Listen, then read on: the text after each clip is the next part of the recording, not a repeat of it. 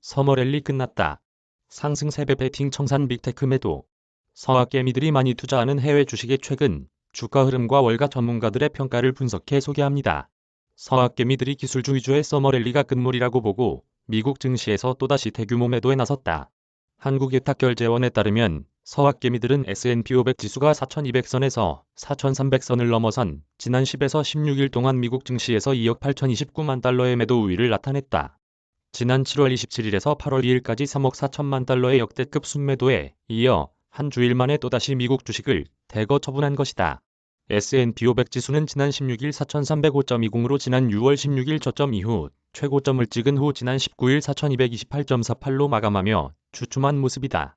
미국 증시가 가파르게 달려온 랠리를 일단 중단하고 숨고르기를 시작하려는 조짐을 보이고 있어 서학개미들의 지난주 대규모 매도가 조정 직전의 절묘한 타이밍이었는지 주목된다.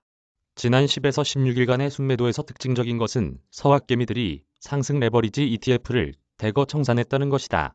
그동안 서학개미들이 미국 증시에서 5거래일간 1억 달러가 넘는 대규모 매도 우위를 나타낼 때 팔자를 주도한 것은 거의 언제나 테슬라였다. 그러나 이번에는 아이스 반도체 지수와 나스닥 100 지수의 하루 수익률을 3배로 추종하는 디렉시온 데일리 세미컨덕터 풀 3배 ETF와 프로쉐어즈 울트라 프로 QQQ ETF를 각각 6천억 달러 이상씩 팔아치우며 가장 많이 순매도했다. 이는 지난 6월 16일 저점을 찍은 후 이어진 상승세가 막바지에 도달했다고 판단했기 때문으로 보인다.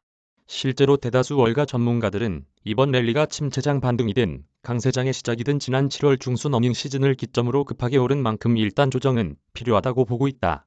일부 기술적 분석가들은 미국 증시가 10월 초까지 조정을 받은 후 올 연말 다시 랠리할 것으로 전망하고 있다. 서학개미들은 서머랠리 때 많이 오른 애플과 알파벳, 마이크로소프트 등 빅테크주를 직전 5거래일에 이어 2주 연속 대거 팔았다. 특히 애플을 4천억 달러 이상 순매도했다. 직전 5거래일에는 순매수했던 테슬라와 엔비디아에 대해서도 매도 우위로 돌아섰다. 다만 서학개미들은 테슬라를 3,813만 달러 순매도한 동시에 테슬라 주식의 하루 수익률을 1.5배 추종하는 레버리지 상품인 디렉시온 데일리 테슬라 풀 1.5배 주식은 1,017만 달러 순매수했다. 테슬라는 오는 25일부터 3대1로 액면, 분할돼 거래되는 가운데 전기차 시장 선두업체로서 미래 성장성에 대한 투자자들의 기대가 계속되고 있는 것으로 보인다. 서학개미들은 반도체주와 나스닥 대형주의 상승에 3배 베팅하는 ETF를 대거 청산한 반면 하락에 3배 베팅하는 레버리지 숏 ETF는 순매수했다. 국채와 회사채, 배당주에 투자하는 ETF에 대한 순매수도 계속해 최근 가파르게 오른 증시에 대해 추격 매수하기보다 방어적으로 대응하는 모습을 보였다.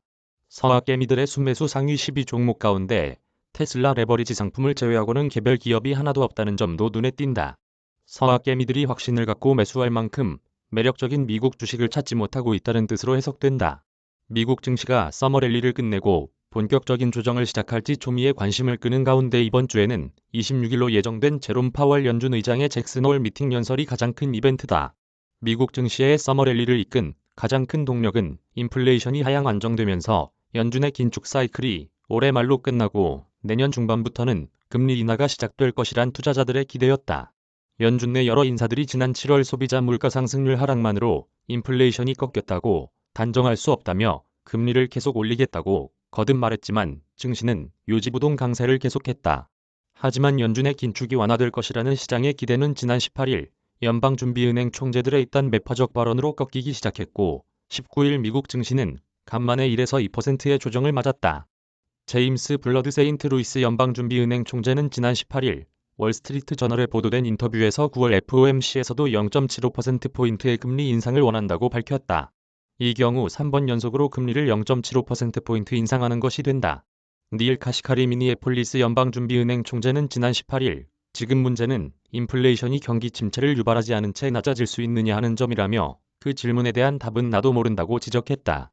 파월 의장의 연설은 내용상 특별히 새로운 것은 없겠지만 지금의 인플레이션과 추가로 발표된 여러 경제지표에 대한 연준의 입장을 종합해 재정리할 수 있는 기회라는 점에서 시장의 단기 방향을 결정하는 분기점이 될 것으로 보인다.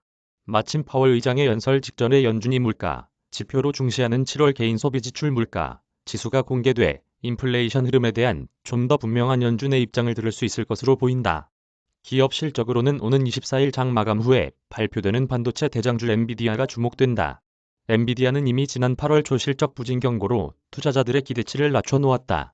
5에서 7월 분기 실적이 하향 조정된 전망치는 웃돌 것으로 예상되지만 혹시라도 밑돌면 시장에 큰 파장을 미칠 것으로 우려된다.